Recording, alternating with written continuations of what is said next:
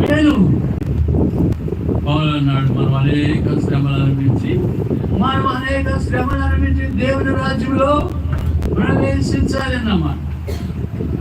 చివరిగా మనం చూస్తూ వచ్చినట్లయితే మనము ఫిలిప్పీయులకు రాసిన పత్రిక 2వ అధ్యాయము 7వ వచనంలో ప్రభువైన యేసు క్రీస్తు పోలికలు మోషేలో మనం చూడగలం. చదువుతారా 7వ వచనము? మనుషుని పోలికగా పుట్టి దాసుని స్వరూపమును ధరించి తానే రిక్తుడుగా చేసుకున్నాడు.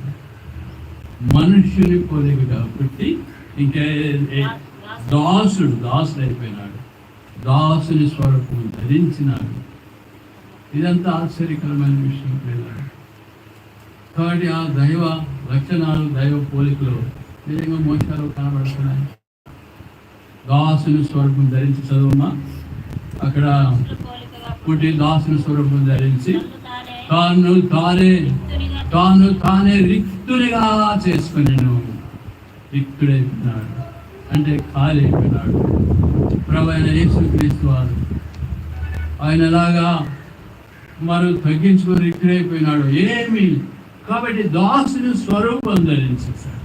ఇంకంతకన్నా తగ్గించుకోవాల్సిన ఇంకేమి ఇక లేదన్నమాట. అంతగా ప్రభువైన యేసుక్రీస్తు ధీరుడైనాడు, తగ్గించుకున్నాడు. నీ నిమిత్తం, నా నిమిత్తం, ఇంకా మన జీవితాల్లో ప్రియులార గర్వం, దైవికమైన కార్యాలలో మనం తెలుసుకోలేని అజ్ఞాన స్థితిలో ఉంటే మనము ప్రియులారా దేవుని రాజ్యానికి పోవడానికి సిద్ధపడటం కష్టం. దేవుని రాజ్యానికి మనం సిద్ధపడాలంటే మనలో ఉన్న గర్వం అనే పాపం బట్టి దైవ సన్నిధిలో మన పాపము ఒప్పుకోవాలి. ప్రభు రక్తం చేత కడుగుబడినటువంటి అనుభవం మన జీవితంలో కలిగి ఉండాలి. ప్రభు రాకడ కొరకు మనం ఎదుర్కొనే వారంగా ఉండాలనంటే మనం క్రీస్తు యేసుకు కలిగిన మనసు మనము. తర్వాత మనం మొదలే మాట చెప్పుకుంటా వచ్చాము. అక్కడ రాయబడినటువంటి మాటలో ఏముందంటే ఫరో కుమార్తె యొక్క కుమారుడని పెంచుకొనుటకు ఒప్పుకొనలేదు. కాబట్టి వాక్యంలో మనం చూస్తూ ఉన్నాము పిల్లలు ఇంతటి అధికత కలిగిన వాడు ఎలాగా తగ్గింపబడ్డాడు, లోబడినాడో మోషే మనం చూస్తూ ఉన్నాం. అయితే యాకోబు ఏం నేర్చుకోవాల్సిందంటే తన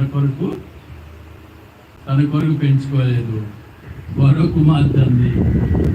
కుమార్తె కొరకు పెంచలేదు. ఎవరి కొరకు పెంచింది?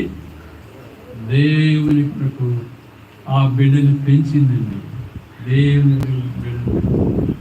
కాబట్టి మన బిడ్డలు ఎలాగా పెంచబడుతున్నారో ఈ మధ్యాహ్న కాలం మన జీవితంలో పరిశీలన చేసుకోండి. ప్రభువా, నాకు బిడ్డనిచ్చావు, ఈ బిడ్డను నీ కొరకు పెంచడానికి, అదే నీ సాకుడుగా పెంచడానికి ప్రభువా మీ ఏర్పాటయ్యా.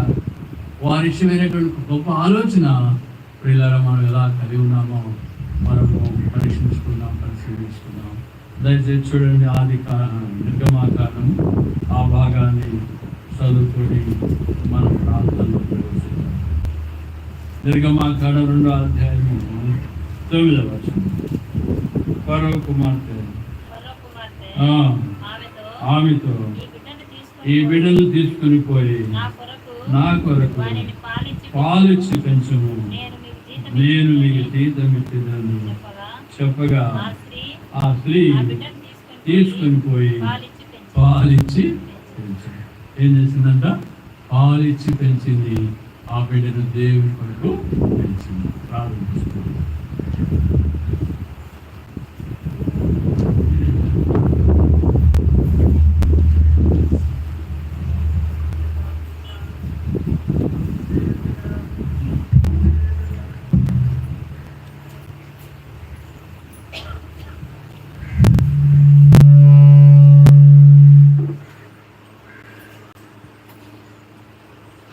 మనం పరిశీలించుకుందాం. పరీక్షించుకొని